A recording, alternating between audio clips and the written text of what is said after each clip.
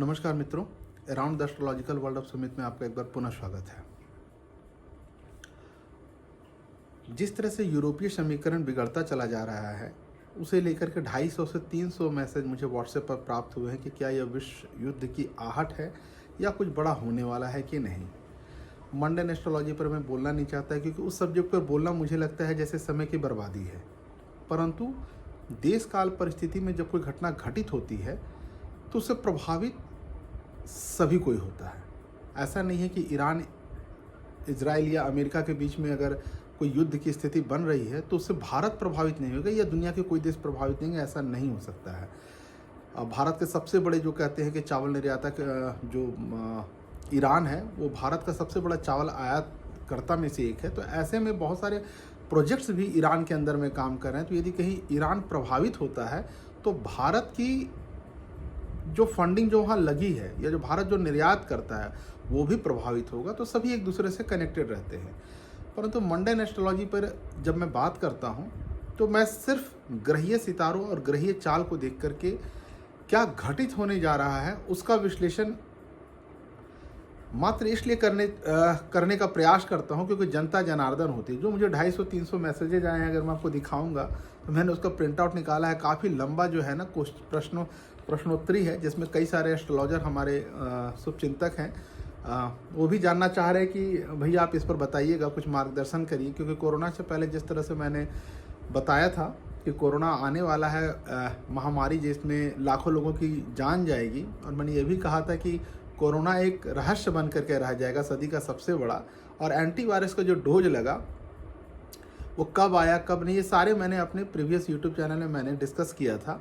और still I am उस बात पर कायम हूँ कि कोरोना का एंटीडोज जो है, मेरा अपना मानना है कि जिस आप बूस्टर बना सकते हैं, पर कोरोना को कोई यदि कहता है कि एंटीडोज बनाए तो मैं आज भी मानने के लिए तैयार नहीं हूँ। क्योंकि ग्रहीय समीकरण जो कहता है मुझे, मैं सिर्फ अपनी बातों को रखता हूँ। और जब आपको अपने शास्त्र, अपने ज्ञान पर आपको विश्वास होता है तो फिर किसी और की सुनने की आवश्यकता नहीं होती है। यदि मुझे सामने वाला व्यक्ति आकर के यह बताता है कि आप अपनी कहानी सुनाता है और चाहता है कि मैं उसके बारे में भविष्यवाणी करूं, तो बेहतर है कि एस्ट्रोलॉजी छोड़ देनी चाहिए।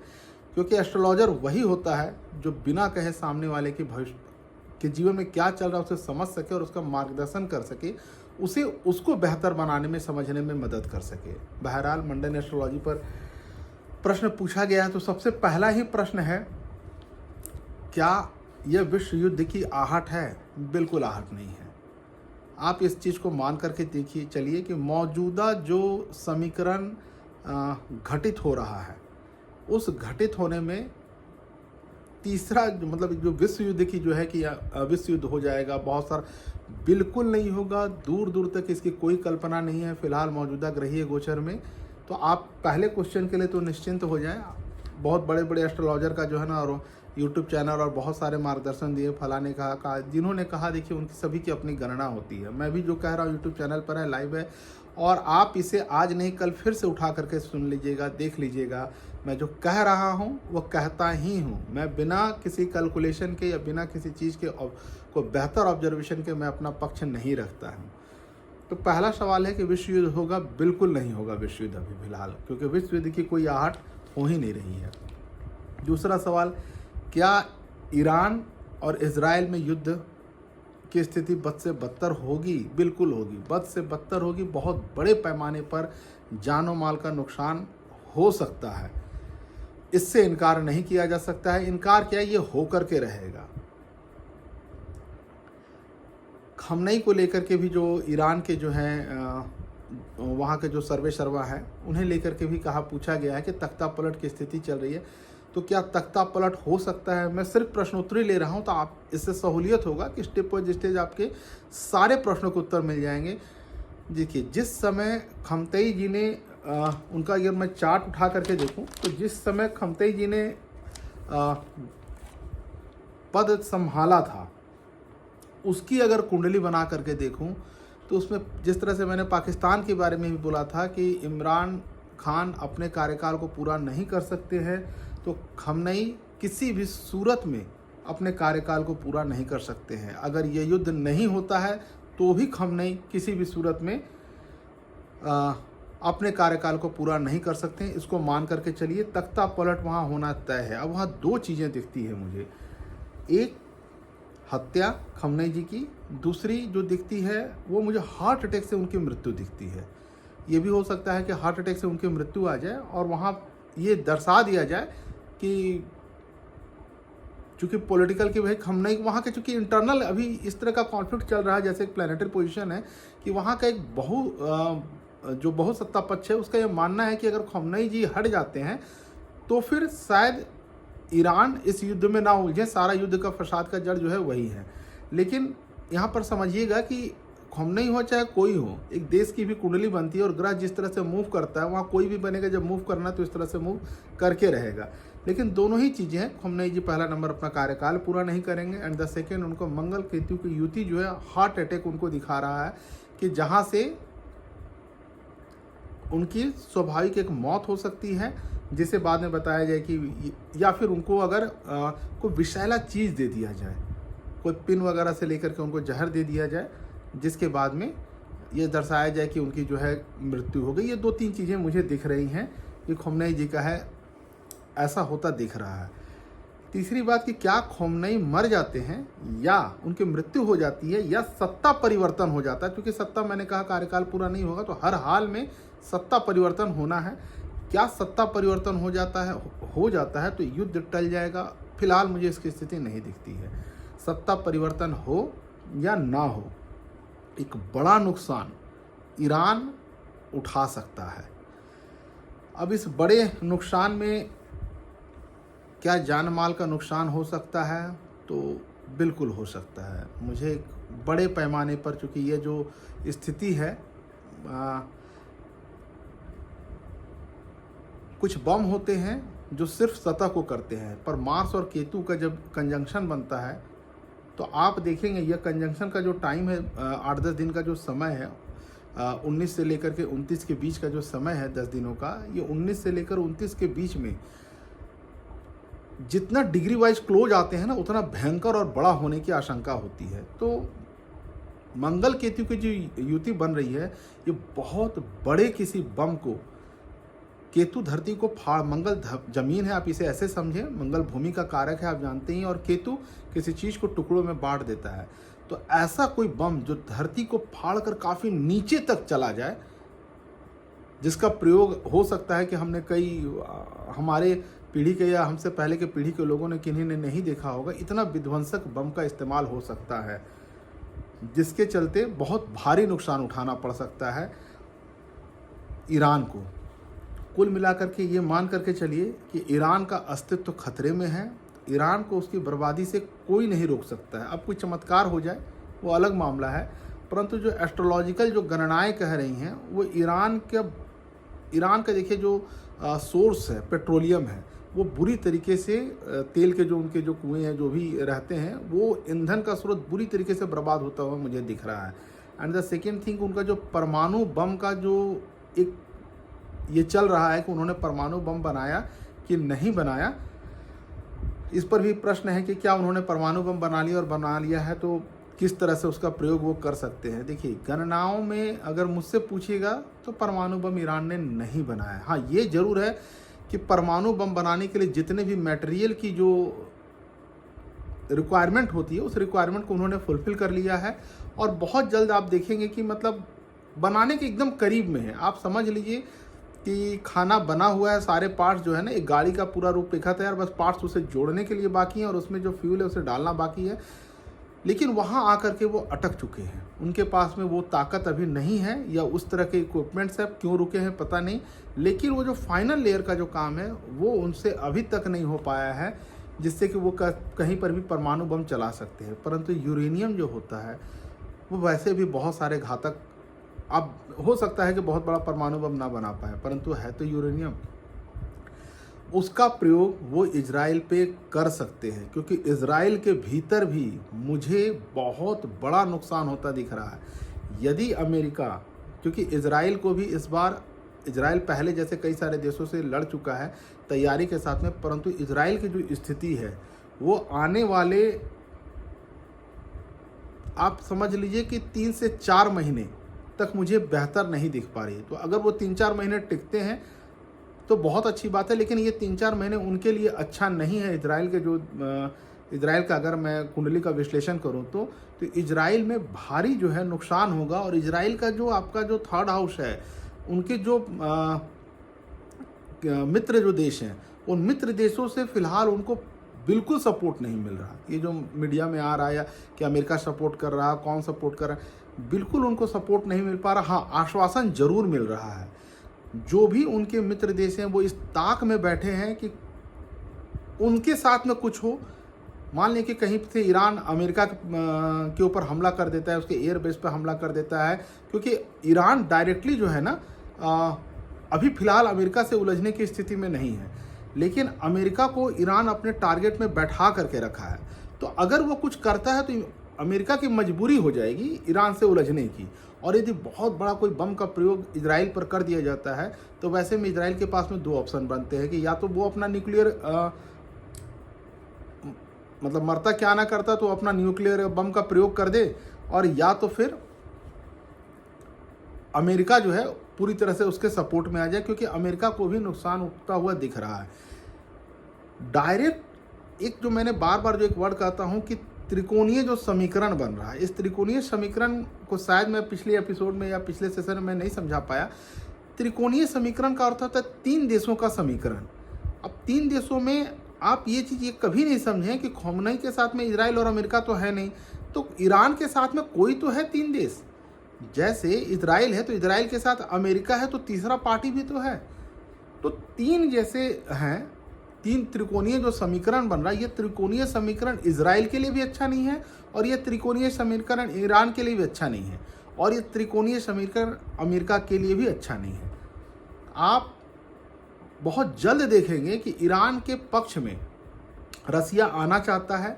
चलिए मैं डायरेक्ट आपको नाम लेकर के बोल देता हूं कि ईरान, रशिया और चाइना, ये तीनों जो देश हैं आपस में कंसल्ट किए हुए हैं और पूरी तरह से जिसे कहते हैं कि सपोर्ट देने के लिए ईरान को, क्योंकि उनका मकसद ईरान को बचाना इसलिए है कि अगर ईरान बचेगा तो अमेरिका को आज नहीं कल कंट्रोल किया जा सकता है। क्योंकि ईरान अगर बना लेता है न्यूक्लियर बम तो सबसे पहले टारगेट में अमेरिका आएगा, और अमेरिका का भी भविष्य में नुकसान होना तय है। तभी जाकर के अमेरिका की स्थिति गड़बड़ाई। इस युद्ध में भी यदि अमेरिका के साथ में आता है तो अमेरिका को भी नुकसान उठाना तय है मान कर। ऐसा नहीं हो सकता है कि मीडिया में चल रहा है कि ईरान के पास में ऐसा कोई हथियार नहीं है जो अमेरिका तक जा सकता है, अमेरिका का कुछ नहीं बिगड़ेगा मेरे भाई, और बहुत जल्द आपको देखने को मिलेगा, जिसकी वजह से अमेरिका भी तिलमिला उठेगा। परंतु जो मुख्य 2 कंटेंटर है जैसे इजराइल और ईरान, इनके बीच में युद्ध जो है होने की वजह से ईरान को लगभग आप मान करके चलिए कि 70 से 80% का नुकसान हो जाएगा।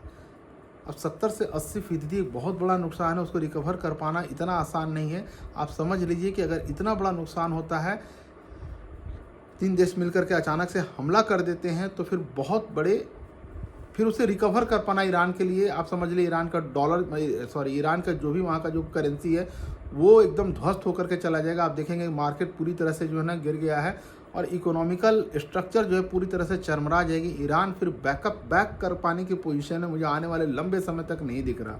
ईरान तबाही हो जाएगा, इसमें कोई किंतु परंतु नहीं है। लेकिन हाँ, ईरान इजराइल को बड़ा नुकसान इस बार पहुँचाने वाला है। आज तक ईरान को शायद इतना बड़ा नुकसान कभी नहीं देखने को मिला।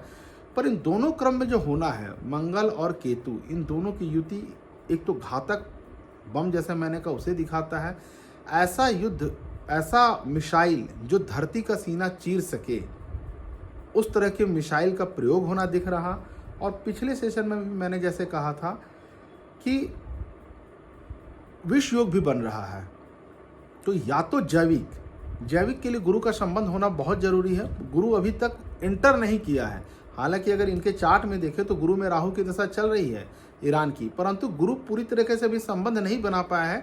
परंतु विषैला जिसको कहा जाता है कि जैविक हथियार का प्रयोग, उस तरह जिससे कोई बहुत बड़ा जैसे मैंने कहा यूरेनियम, वो भी एक तरह का एक पॉइजन ही है। तो अगर बड़े पैमाने पर होता तो बड़े जान माल यानी बहुत सारे लोगों की मृत्यु हो सकती है, ऐसा दिखता है।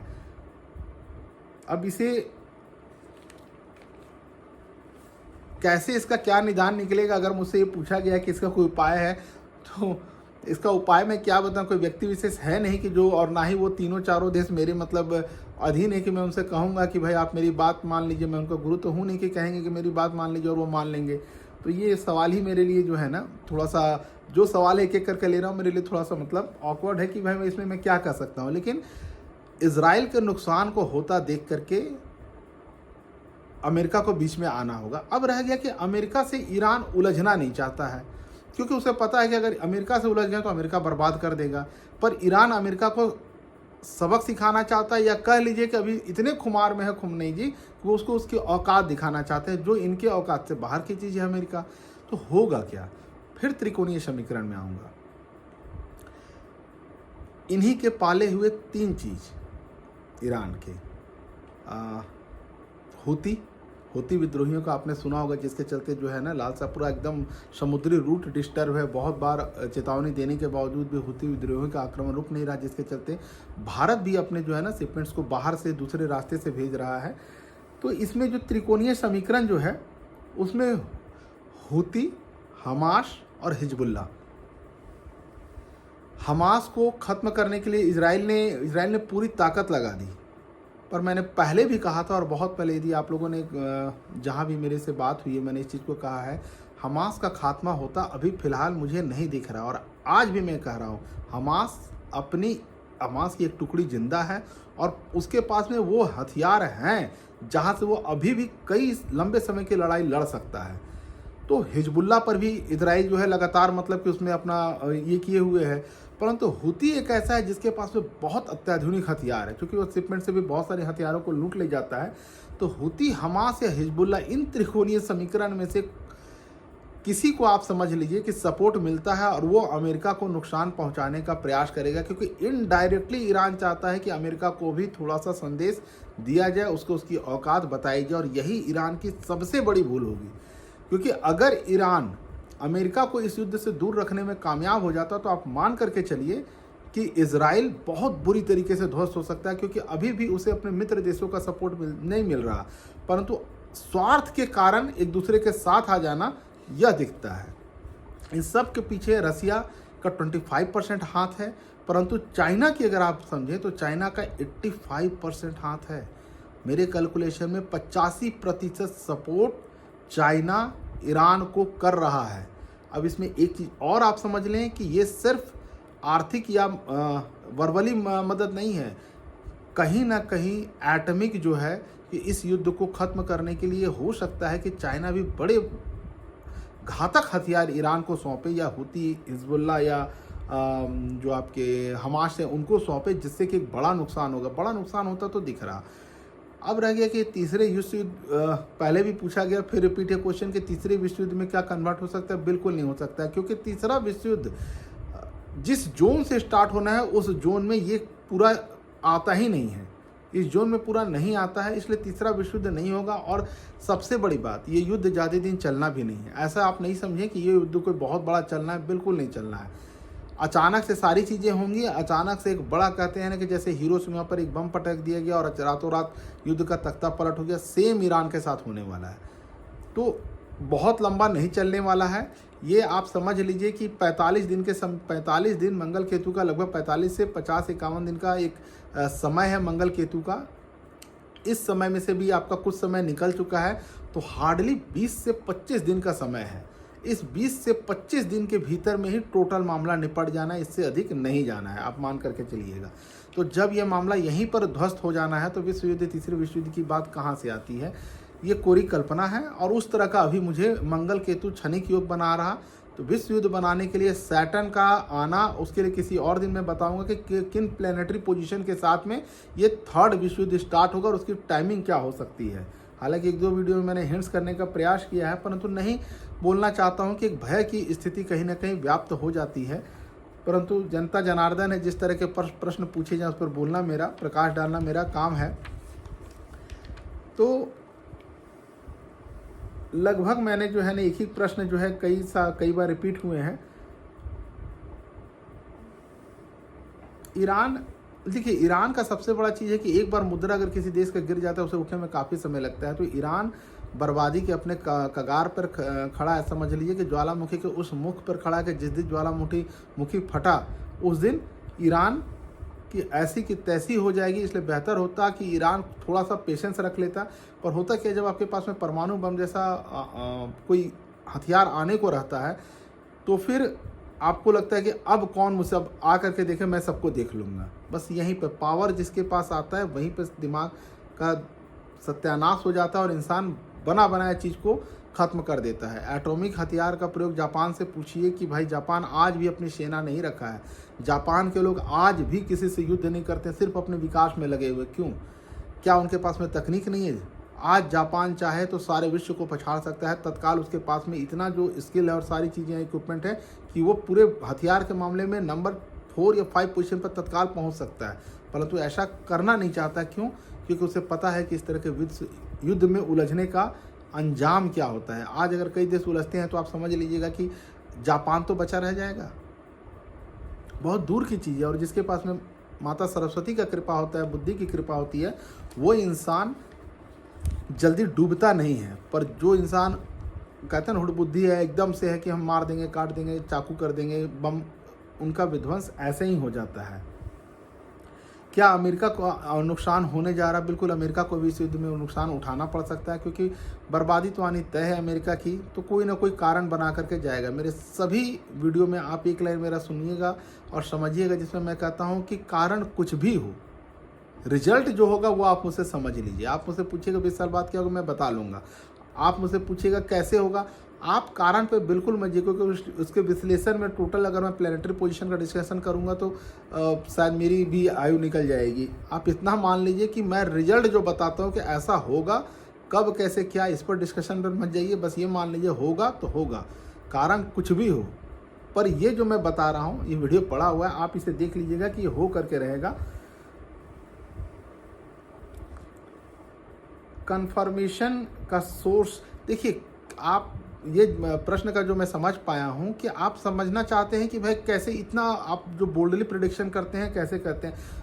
कोई इसमें बहुत बड़ी बात नहीं है। जब मैंने इमरान खान के बारे में बोला तब भी मैंने उनका चार्ट बनाया। जब मैंने खोमनई के बारे में बता रहा हूँ तब भी मैं उनके चार्ट को देख करके बता रहा हूँ। अगर आप मेरे पास आते हैं, अपना चार्ट लेकर के आते हैं, तो देखने के कई सारे तरीके हैं। आप मुझे अपना डेट ऑफ बर्थ देते हैं और बोलते हैं कि ये मेरा चार्ट सही है, तो according to your date of birth, time of birth और प्लेस ऑफ बर्थ के हिसाब से मेरा प्रेडिक्शन रहेगा। अगर वो गलत हो गया तो प्रेडिक्शन में डिफर कर सकता है। आप मुझे बोलेंगे कि मेरे पास चार्ट नहीं है, तो उसके हज़ारों तरीके फिर वहाँ से देख करके बताया जाता है। परंतु देश के मामले में मैं 110% कन्फर्म इसलिए होता हूँ कि जब कोई शपथ ग्रहण करता है, जैसे राम मंदिर के मुहूर्त पर भी मैंने कहा था कि जो पिछला मुहूर्त था राम मंदिर का, वो मुझे समझ में नहीं आया कि इतने विद्वत ब्राह्मण और पंडित कैसे इतनी छोटी सी चीज़ नहीं देख पाए और इतना बड़ा भूल कर गए। तो वहाँ भी मुहूर्त में कुछ मुझे कमियाँ नज़र आई थी। तो जब कि कोई ओथ लेता है, जब कोई शपथ लेता है, तो उस शपथ के समय में जो कुंडली बनती है उसमें कोई किंतु परंतु नहीं है टाइमिंग का कि हाँ ये टाइमिंग गलत हो सकता है, हो ही नहीं सकता। इसलिए प्रेडिक्शन पिन पॉइंट जाता है। अगर कोई बच्चा हॉस्पिटल में जन्म ले रहा है और वो आकर के आधे एक घंटे बाद डॉक्टर बता रहा है कि ये बच्चा अभी जन्म लिया है, तो इट मे बी पॉसिबल कि उसका जन्म टाइम, बर्थ टाइम में डिफर आ जाए, लग्न में डिफर आ जाए। परंतु जब आप ऑनलाइन देख रहे हैं, टीवी के माध्यम से देख रहे हैं कि यह व्यक्ति सत्ता ग्रहण ले रहा, उस समय ओथ सेरेमनी चल रही है, शपथ समारोह चल रहा, और वैसे में मिस्टेक का कोई गुंजाइश नहीं होता है। इसलिए जब मैं टाइमिंग बताता हूँ मंडल लेवल पे, तो उसको मान करके चलिए को पिन पॉइंट टाइमिंग रहेगा, उससे ज़्यादा नहीं इधर उधर जाएगा, क्योंकि मेरे पास उसका डाटा और टाइमिंग परफेक्ट मौजूद है। सत्ता पलट तो होना तय है। अब खोमनई जी नहीं रहे तो भी सत्ता पलट होना है, और खोमनई जी रहे तो भी सत्ता पलट होना तय है, क्योंकि ईरान के कुंडली में यह योग बन रहा है। देखिए, ईरान 1979 की कुंडली जो है, इनका जो मतलब, जैसे अब भारत को आज़ादी मिली तो उस तरह से जिस तरह से ये मुक्त हुए वहाँ से, जो इनका जो क्रांति का वो था, वहाँ के बाद जब ये मुक्त होते हैं तो 1979 का अगर आप चार्ट उठा करके देखेंगे, सैटर्न राहु का जो पोजीशन बना हुआ है, तो उसके अकॉर्डिंग देखिएगा तो इनके चार्ट में फिलहाल जो पोजीशन ग्रहीय स्थिति बन रही है वो अच्छी स्थिति नहीं बन रही है। तो बहुत जल्द इसमें एक विध्वंस की स्थिति दिखा रही है, क्योंकि 29 डिग्री का जब लास्ट मोमेंट में ये जो प्लानिटरी ट्रांजिट हो रहा है, तो 29 पॉइंट समथिंग ये कुछ ना कुछ अपना बड़ा हादसा, बड़ा एक नुकसान दिखा करके जाएगा। तो जब भी ये ईरान के आप कुंडली उठाइए, चाहे इनके राष्ट्रपति का उठाइए, चाहे इनके जो खोमनई जी इनका किन्हीं का भी उठा करके देखिएगा, तो ये कार्यकाल पहला मुझे पूरा होता हुआ नहीं दिख रहा और बड़ा नुकसान होता हर हाल में दिख रहा। अब कोई चमत्कार ही ऐसा हो जाए कि जिसे कहा जाए, पर वो चमत्कार होने के लिए भी बृहस्पति ग्रह का बीच में आना जरूरी है। जैसे कहते हैं कि कई लोग लड़ रहे हैं, पर एक राजा है, पर चक्रवर्ती सम्राट अगर सबको बुलाकर समझा दे, या गुरु है, गुरु की बात मानकर सब रुक जाए, वो जुपिटर अभी तक इन नहीं किया है। जैसे कोरोना काल में मैंने जब स्पुतनिक बना था रूस के द्वारा, उनका तो मैंने कहा था कि ये टाइमिंग नहीं है, क्योंकि भरनी उसमें मैं उस नक्षत्र का वेट कर रहा था जहाँ जाएगा। एक टाइमिंग होता है मेडिसिन बनने का, वो मेडिसिन बनने का पहले वो बोले कि बन गया और मैं दूंगा, तो मैंने कहा कि अगर ये मार्केट में आता है कई लोग मारे जाएंगे। और आपने देखा होगा कि बहुत सारे लोग रशिया के द्वारा जो एंटीडोज बनाए गए तो उससे मारे गए, क्योंकि वो टाइमिंग नहीं आया था। तो जुपिटर जो प्लेसमेंट लिए हुए वो अभी उस ये इसमें इन्वॉल्व नहीं हो सका है। वो अगर इंटर कर जाए, जुपिटर इंटर करने का अर्थ है कि कोई ऐसा देश, कोई ऐसा व्यक्ति मध्यस्थता में आ जाए जिसकी वजह से सारा कुछ शांत हो सकता है। जैसे बहुत बार क्रेडिट लेते हैं ट्रम्प जी के इंडिया पाकिस्तान के युद्ध में उन्होंने लिया, वो क्रेडिट बृहस्पति हमेशा शांत करवाता है। मंगल देश कैसे शांत करवा सकते हैं? अमेरिका की क्या हस्ती और क्या औकात कि वो भारत जैसे बृहस्पति को कंट्रोल कर दे। बृहस्पति के अंदर में मंगल रहता है, बृहस्पति सूर्य बृहस्पति के ज्ञान से चलता है, तो बृहस्पति को कैसे मतलब कि वो मध्यस्थता के लिए बृहस्पति का मध्यस्थता कोई मंगल कैसे कर सकता है? समझने वाली बात है एस्ट्रोलॉजी का। तो अमेरिका जिस तरह से कहा, तो उस तरह से इस समय जो प्लैनेटरी पोजीशन है वहाँ जुपिटर इन ही नहीं कर पाया है, और फिलहाल अभी इन नहीं कर रहा है। इसलिए मैंने कहा कि जुलाई के बाद का एक समीकरण अलग बन रहा, पर जब तक जुलाई है, इधर 15-20 दिन में आप समझ लीजिए कि बड़ा विध्वंस होना है, कि जहां गुरु बृहस्पति नहीं है वहाँ कंट्रोल करेगा कौन? कोई ऐसी देश मुझे नहीं दिख रहा जुपिटर के रूप में आता जो मध्यस्थता कर सके, और ऐसे में नहीं करना बहुत बड़ा नुकसान दिखाता है। इसमें सबसे बड़ा खेल कहूँ तो चाइना का है, जो उसे नहीं करना चाहिए, क्योंकि लोग कहीं के मारे जाएं। आज आप इसे ऐसे समझें कि एक शहर है और आप अपना जॉब कर रहे हैं, पूंजी जमा करके आप बैंक में कुछ पैसा रख रहे हैं, आप कुछ गहने बना रहे हैं, कहीं कुछ कर रहे हैं, धीरे धीरे ऊपर जा रहे हैं। एक बम गिरता है, सारा बैंक स्वस्थ, एक बम गिरता है, सारा शेयर मार्केट ख़त्म, एक बम गिरता है, सारी आपकी जो है ना ज़मीन प्रॉपर्टी ख़त्म हो जाती है। आप एक लंबे समय तक जो आपने किया, मेहनत किया, आप सड़क पर आ जाते हैं। उसमें से भी अगर आपका परिवार का मुखिया मारा जा रहा है, कोई मारा जा, आप भयावह स्थिति होती है। ऐसे में मैं तो सदैव चाहूँगा कि कभी भी ऐसी घटना ना घटे, क्योंकि जिस पर बीतता है वही जानता है कि मृत्यु का दर्द क्या होता है। तो मैं कभी नहीं चाहूँगा कि दुश्मन हो चाहे कोई हो इस तरह की घटना घटे, लेकिन मैं सिर्फ डिस्कशन करता हूँ तो अपने प्लैनेटरी पोजीशन को लेकर के, और आप लोगों ने प्रश्न पूछा है इसलिए मैं उस प्रश्न का जवाब देने के लिए बैठा हूँ। इससे आगे की भी कहानी की चर्चा मैं कर सकता हूँ, लेकिन वो वीडियो बहुत लंबा हो जाएगा, क्योंकि ईयर एंडिंग से पहले भी बहुत कुछ होना है। ईयर एंडिंग से पहले भी बहुत कुछ होना है, क्योंकि कुछ प्रश्न ऐसे पूछे गए हैं कि भाई आपने पिछली बार शायद उनसे मेरी वर्बली कुछ डिस्कशन हुआ हो तो मैंने टाइमिंग दिया होगा, तो उन्होंने ईयर एंडिंग के समय का टाइमिंग पूछा है। उस पर नहीं जाते हैं, फिलहाल का जो कुंडली विश्लेषण था उस पर मैंने प्रकाश डाला है। तो 2-3 सवाल हैं। विश्व युद्ध नहीं होने वाला है, इसलिए बहुत बड़े यूरोपियन कंट्री हो चाहे बाहर के देश हो, इसमें बहुत चिंता के विषय नहीं। हाँ, जो कुछ देश उलझ रहे हैं उनका नुकसान और भारी नुकसान होता दिख रहा है, क्योंकि मंगल केतु की युति सीना को चीर देती है। यही कारण है कि एरोप्लेन जो है धरती की तरफ आएंगे, टकराएंगे, या भूमि से उनका संपर्क बनना तय है। इसी हवा में जो भी चीज़ें हैं, मिसाइल हैं, एंटी ड्रोन लगा लीजिए, चाहे अमेरिका पर भी अगर कोई मिसाइल दागा जाएगा, अमेरिका कहेगा कि मैंने हवा में ध्वस्त कर दिया, ये नहीं हो सकता। क्यों? क्योंकि ज़मीन से टकराना तय है, तभी ज़मीन का सीना फटता है। यानी मंगल भूमि का कारक है, केतु सीने को फाड़ देता है, 2 टुकड़ों में, कई टुकड़ों में विभक्त कर देता है। तो वैसे में चिथड़ा उड़ जाता है ज़मीन का, जब कई टुकड़ों में विभक्त हो जाता है। तो ऐसा कैसे होगा? तभी होगा जब कोई बम या मिसाइल ज़मीन से टकराए। तो किसी भी देश पर भी यदि बम या मिसाइल से हमला होता है तो ये मान करके चलिए उसका कोई भी एंटी मिसाइल सिस्टम काम नहीं करे। हाँ, कुछ हद तक काम करेगा, लेकिन फिर भी धरती से टकराएगा, तभी तो प्लैनेटरी पोजीशन का जो मैं भविष्यवाणी कर पा रहा हूँ ये सही होगा, नहीं तो कैसे हो सकता है? आप ही समझ करके देखिए। और भी आपके कुछ सवाल रहते हैं। हाँ, एक बात ज़रूर कहूँगा, व्हाट्सएप की बजाय अगर आप यूट्यूब पर आते हैं प्रश्नों को लेकर के, या कमेंट बॉक्स में आते हैं, तो मुझे सहूलियत होगी। देखिए, चैनल ही मैंने आप लोगों की सहूलियत के लिए बनाया है कि बहुत सारे मतलब अगर लोग जुड़ते हैं इससे तो बड़े व्यापक स्तर पर लोगों का मार्गदर्शन हो पाएगा, और कहीं ना कहीं सिर्फ मंडन ही नहीं, मैं उनके विषय में जो बता रहा हूँ मार्गदर्शन के लिए बता रहा हूँ। मेरा देखिए प्रोफेशनली इससे कोई वो नहीं है कि मेरा प्रोफेशनली कोई अटैचमेंट है या मैं प्रोफेशनली इस चीज़ से को लेकर के बैठा हूँ, इसलिए मैंने अपना नंबर भी डिस्प्ले नहीं करता या मैं कोई उस तरह से नहीं करता जहाँ से कि डायरेक्ट जो है ये समझ सके कि मैं खुद ही बचना चाहता हूँ एस्ट्रोलॉजी से। एस्ट्रोलॉजी जहाँ पर आप फंस जाते हैं वहाँ काम है। एस्ट्रोलॉजी जब आपको कोई रास्ता नहीं सूझता है वहाँ का काम है। एस्ट्रोलॉजी जब लगता है कि आपको कोई रास्ता नहीं दिख रहा, आप बेहद मजबूर है, वहाँ का काम है। एस्ट्रोलॉजी यदि कोई बच्चा बड़ा हो रहा है, उसको लाइफ में क्या करना है, वहाँ का काम है। ऐसे सॉल्यूशंस के लिए मुझे कंसल्ट करिए, ऐसे सॉल्यूशन के लिए मेरे पास में क्वेश्चन भेजिए जहाँ लगता है कि ये चीज़ें अगर अब नहीं होगी तो बिगड़ जाएगा, आपका परिवार बिगड़ जाएगा, आपका घर या जान प्राण पर बन आता है कि भाई अब बहुत सारे जगहों पर थक गए, अब निदान नहीं निकल रहा है। अगर हम निदान नहीं निकाले तो कहीं हमारे हेल्थ पे, हमारे वेल्थ पे या हमारे फैमिली पे इफेक्ट हो सकता है, जान माल की हानि हो सकती है। एट दैट पॉइंट ही मुझे आप डायरेक्ट व्हाट्सएप करिए। अगर मेरा प्रयास रहा या डायरेक्ट आप कंसल्ट कर सकते हैं। मेरा वीडियो बनाने का महज एक मकसद है कि मैं अपने नॉलेज को आप तक शेयर कर सकूं। जिस नॉलेज के लिए आप कहीं भटक रहे हैं या मोटा दक्षिणा दे रहे हैं, उस जगह से आप बच सकिए। लेकिन हाँ, कंसल्टेंसी होता है, इसलिए आप जिसके पास भी जा रहे हैं ऐसा नहीं कर सकता कि वो ज्ञानी नहीं है। सभी ज्ञानी हैं, परंतु कभी किसी से कोई चीज़ पकड़ में आता है, कभी कोई चीज़ कहीं पर कुछ किसी से मिस हो जाता है। तो आप मुझसे यूट्यूब चैनल के माध्यम से जुड़िए। यहाँ पर आपको एक भी आप मुझे कमेंट बॉक्स में अपने सवाल भेजिए, आप मुझे ईमेल करिए, निःशुल्क मैं आपके सारे प्रश्नों का उत्तर दूंगा। मुझसे मिलने की कोई आवश्यकता नहीं है। आप वहाँ पर जुड़िए, मैं आपके सारे प्रश्नों का वहाँ पर उत्तर और समाधान देने का प्रयास करूँगा। और यदि आपको मेरा वीडियो अच्छा लगता है तो निश्चित तौर पे मुझे भी जो है ना कमेंट या ईमेल के द्वारा सूचित करें। मुझे भी प्रोत्साहन मिलता है। आपका प्रेम जब मिलता है, आप जब कहते हैं कि हाँ आपने बिल्कुल सही कहा, तो उससे मुझे भी एक ऊर्जा मिलती है आपके समक्ष और अच्छे तरीके से कंटेंट को लेकर आने में और बेहतर तरीके से आपको जो है कोई भी सवाल होता है उस पर प्रकाश डालने में। यदि आपको वीडियो अच्छा लगे तो निश्चित तौर पर मुझे सूचित करिए। आपके ईमेल के इंतजार में। आपका सुमित। इति शुभम। नमस्कार।